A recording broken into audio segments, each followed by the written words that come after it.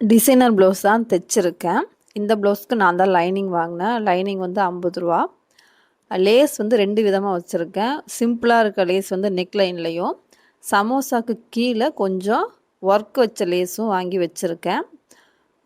எப்படி பார்த்தாலும் ஒரு 1.5 மீட்ரு 1.25 மீட்ரு பக்கமே வந்துடும் லேஸு. கொஞ்சம் எப்படி சொல்கிறது, ஒரு 120 130 ரூபா பக்கம் ஆயிடுச்சு லேஸ்க்கு மட்டும்.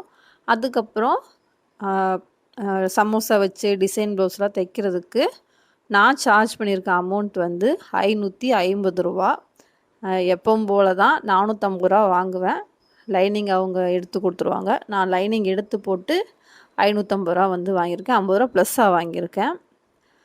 சாரியும் கொஞ்சம் கிராண்டாக இருக்கிறதுனால நம்ம வந்து லேஸ் ஒர்க்கில் தான் கொஞ்சம் நல்லா வச்சு காட்ட முடியும்.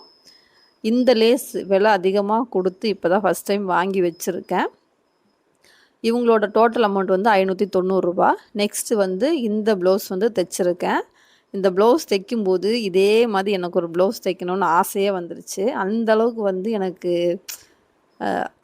எப்படி சொல்கிறது, ரொம்ப ஆர்வமாக தைச்சேன் இந்த ப்ளவுஸு. எனக்கு ரொம்ப பிடிச்சிருந்துச்சி.